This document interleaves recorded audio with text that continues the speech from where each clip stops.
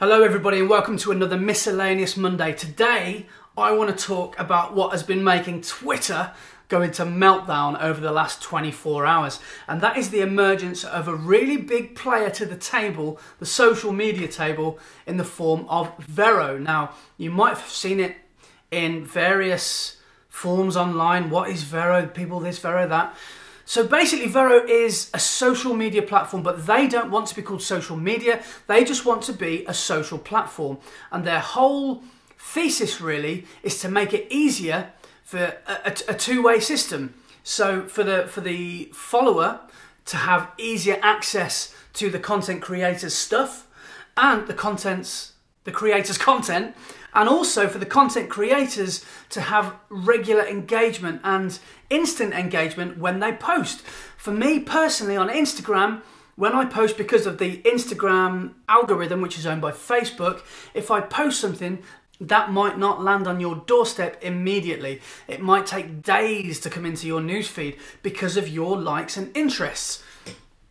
Instagram and Facebook seems to tailor it to us. They seem to think they know what we want to see, which is the main thing that I think a lot of us are getting tired about. We probably think Instagram and Facebook are getting a bit greedy, because how many times, if you're a content creator, you'll know this feeling.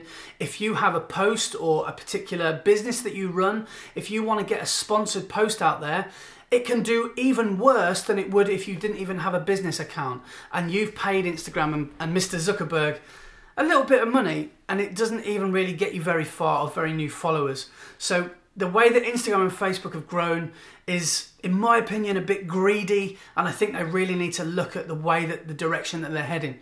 Now, Vero seems to really look after content creators. So another great thing as well, photography. If you're a photographer, great news for you that you'll know that you can upload in full resolution. I'm sure there is an upper limit, but on Instagram it really heavily compresses JPEGs. Facebook maybe even arguably even worse.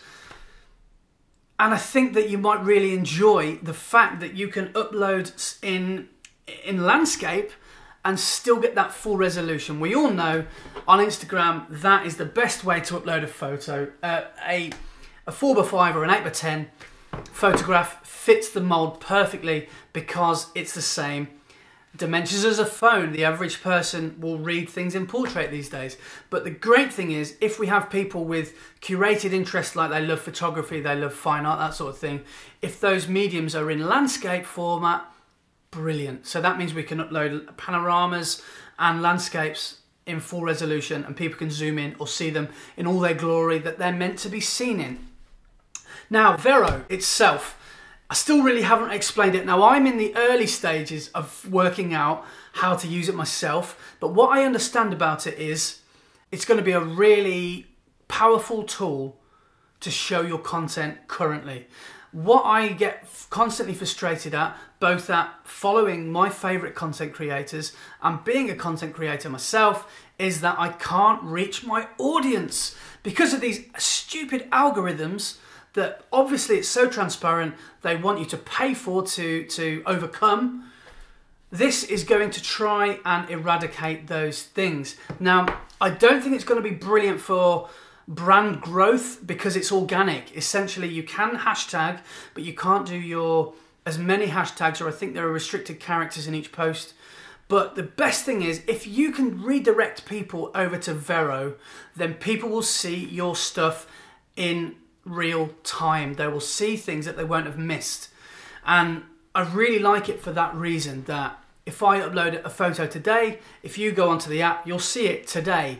If I upload a photo to Instagram today, you might not see it for another 2 or 3 days, because those algorithms are trying to tell you what you like, and it's really quite annoying. Now, one thing I'm not too keen on about Vero is the connection thing. You can either follow or join as a connection to somebody. I don't really like that, because you could be in a situation where you're awkwardly denying friends or things like that. You're not getting the followers, but you're getting the personal requests. I'm sure that will be looked at. There's going to be teething problems with Vero, but I really like it, because the good thing is about your timeline is you can upload photos, you can upload your links. So in the form of YouTube, which you're watching me on right now, I can put this YouTube link on Vero, and it's a really, really nicely presented way of seeing the content. On Twitter, you just kind of get that shortened link and it doesn't look very, very good. And I think it's a really good way to share content, which is the whole idea of this social platform. So Vero are offering 1 million people, the first 1 million people to sign up will get it for free for life. So if you get in there quickly, you might have just made it. This platform has only really exploded over the last 36 hours, 48 hours as far as I'm aware. So you might see more and more people start to talk about it. I really, really like the idea of the app. As a content creator, the sole purpose of doing this is to get your stuff to the audience. And with this app, I think it's going to happen. Get in there quickly if you want to join the team. And as I said, even if you're not the first 1 million, then you might end up having to pay a small subscription. But I think it's a really good app for content creators and content creation, full stop. Thanks for watching this Miscellaneous Monday. Drop me a comment if you want to know anything else. I'm not an expert, but I'll be happy to help if I can. Subscribe if you've liked this content, and there is a lot more on my channel. So thanks for watching. See you soon, and tell your friends.